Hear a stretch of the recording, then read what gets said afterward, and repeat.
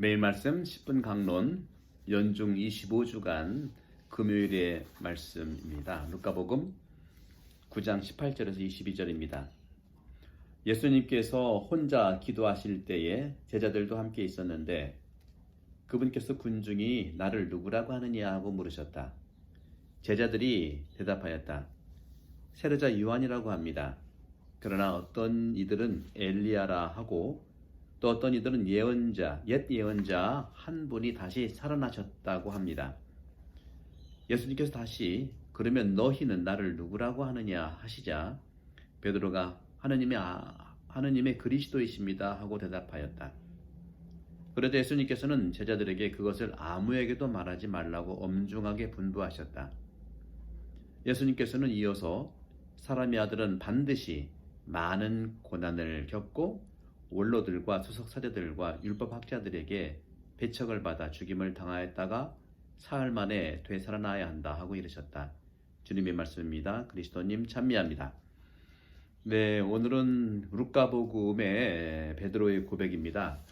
마태복음의 베드로의 고백은 지난 언제죠? 연중 21주간 주일 강론이었죠. 오늘 루카복음의 베드로 고백을 잘 보시면 예수님께서 기도를 가시면서 사람들에게 나를 누구라고 하느냐 하는 걸 물어보죠. 군중이 나를 누구라고 생각하느냐. 예수님의 이미지는요, 많은 모습들로 표현되어 왔습니다. 초대 교회 때부터 그랬죠. 초기 지하 무덤, 로마에 가시면 까따꼼베가 있는데 까따꼼베는 지하 무덤 교회죠. 거기에서는 목동으로 어린 양을 메고 오는 목동으로 이렇게 그리는 그런 모습이 있고요. 비잔틴 시대 때죠. 비잔틴 시대 때 성당 모자이크에서는 판토크라토르라고 해서 전능하신 예수님의 한 손에는 책을 들고 계시고 한 손에는 이렇게 이제 왕의 모습으로 이렇게 항상 제대 뒷면 랍시데라고 하는 둥근 돔 쪽에 있는 그림입니다. 바로 그 전능하신 예수님은 하느님의 모습으로서의 예수님인데 종말에 오실 전능하신 예수님이죠. 또 유럽의 고딕성당은 고난받는 예수님, 십자가의 예수님을 상징적으로 이렇게 매달려 있는 분을 모시고 우리 성당도 십자가의 예수님이지 않겠습니까? 이렇게 또 한편 르네상스 시대 때는 예수님을 인간이면서 신, 다시 말하면 인간 신으로 그려지곤 했습니다. 이렇게 모든 예술가들은 각자의 이상대로 예수님께서 군중들이 나를 누구라고 생각하느냐 하는 것처럼 이 시대의 흐름을 타고 보면은 각자의 이상대로 완벽한 그리스도의 모습을 그려왔습니다. 한편 교회를 반대하는 무신론자들도요, 그리스도를 혁명가 또는 박애주의자로 평가를 해왔습니다. 왜 이렇게 군중들은 예수님을 이렇게 표현해 왔을까? 사실 예수님은 골로새서 1장 15절에서 말씀하시기를 모든 창조물의 맏아들, 장자입니다. 예수 그리스도 안에서 우리가 가지고 있는 불완전하고 부분적인 이러한 특징들을 완전한 그리스도의 모습 안에서 찾아온 것이죠. 그리스도와의 정말 삶에 있어서는 그리스도의 충만을 느끼는 것이고 그리스도의 충만이라는 이런 기준으로 우리가 성장해 온 것입니다. 그런 면에서 그리스도의 완전함을 지속적으로 닮아야 하는 것은 우리 믿는 이들의 태도이죠. 이렇게 그리스도인들은 그런 모습들을 가진 분들이 성인들입니다.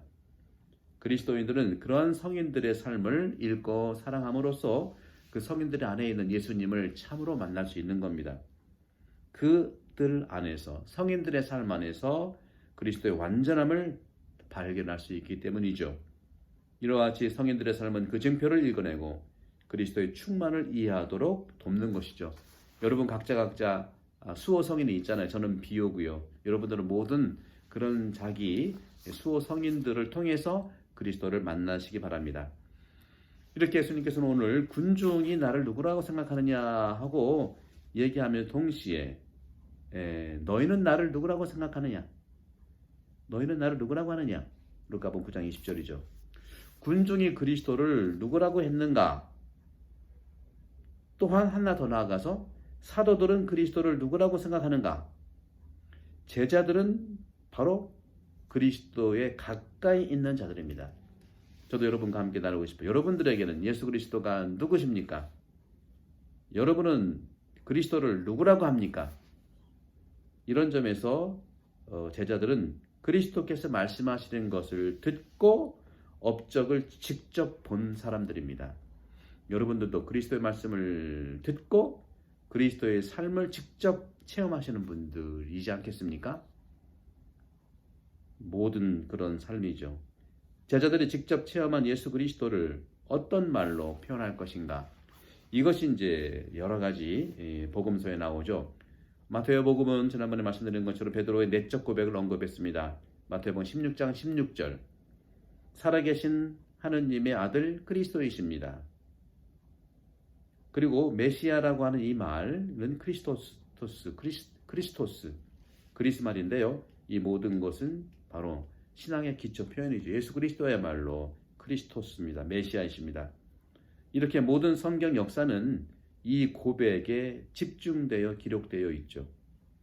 인간에 대한 하느님의 구원 약속이란 모든 인간성의 쇄신, 혁신, 회개 안에서 이루어집니다. 이 구원은 하느님으로부터만 올 수 있는데 바로 메시아께서 살아계신 하느님의 아들이신 것이죠. 그래서인지 그리스도의 신비를 이해하는 사람들은 하느님을 인식하는 분들이에요. 신비를 이해해야 하느님을 아는 거 아니겠어요?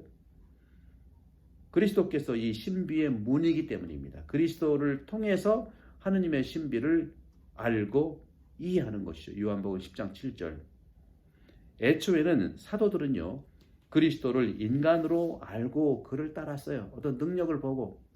하지만 시간이 지나면서 그 후에 예수님이 돌아가시고 부활하시고 그리스도께서 인간이시지만 하느님이라는 걸 깨달았습니다. 지금 나 역시 여러분 그리스도는 누구라고 합니까? 그러면서 누구라고 하는 이 질문에 오늘 복음에서는 루카복음 오늘 복음이죠. 9장 21절 이하에 22절에 나옵니다. 사람의 아들은 자신에 대해 얘기하는 사람의 아들은 반드시 많은 고난을 겪고 원로들과 수석사자들과 율법 학자들에게 배척을 받아 죽임을 당하였다가 사흘 만에 되살아나야 한다 하고 마지막에 얘기를 해요. 마태복음 맨 처음에 이걸 전제로 두고 이제 베드로한테 물어보고 이렇게 했잖아요. 사람의 아들은 반드시 많은 고난을 겪어야 된다는 것. 정말 이 사람들 안에서 하느님 예수를 어떻게 볼 것인가? 우리가 사람들 속에 영혼의 위대함을 발견할 때, 그렇죠. 이 한 사람이지만 능력 있는 사람, 정말 위대함을 발견할 때 우리는 거기서 어떤 신적 기원을 볼 수가 있죠. 예를 들어 위대한 예술가라든가 신의 목소리라든가 또 신의 손이라든가 또 신이 내려준 능력이라든가 하느님이 주신 탤런트, 신적 탤런트라든가 이런 모든 것들이 바로 하느님에서 받지 않았다면 가능했겠는가? 위대한 자들의 이런 신적 능력에 대한 찬양을 말하고 있는데, 하지만 누구도 하느님의 모습을 병자들, 가난한 사람들, 소외된 자들, 박해받는 자들에게 그런 표현을 비슷하기로 한 사람이 있는가?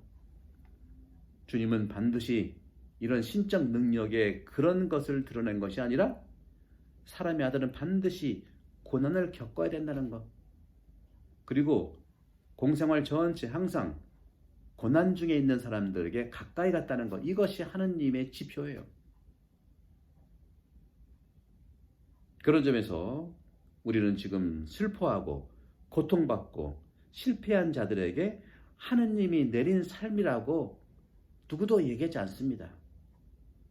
참으라 소리인가요? 그렇지 않습니다. 그것이 아니라 정확하게 나를 누구라고 하느냐 예수님의 질문의 핵심은 바로 반드시 많은 고난을 겪고 우리 인류를 구원한다고 하는 당신의 사명에 대해서 말씀하고 있는 것이죠.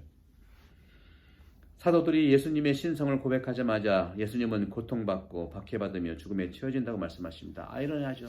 하느님은 메시아이십니다. 하느님의 아들 그리스도이십니다 하고 얘기했는데 바로 나는 고통을 받고 박해받고 죽음에 처해진다고 말씀하세요. 그러니까 베드로가 펄쩍 뛰잖아요. 안 됩니다.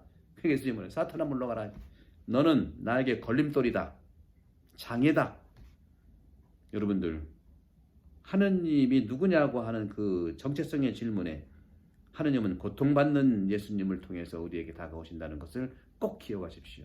특히 고통받는 자, 슬픈 자, 외로운 자, 아픈 자들 분명히 교회는 그들을 향해 나가야 된다고 생각하는 것이죠. 그것이 바로 예수님의 신의 정체성입니다. 모든 것이 잘 될 때 우리는 하느님께서 우리와 함께 계시는 것을 느끼기란 어렵지 않아요. 정말 나를 사랑하시는구나.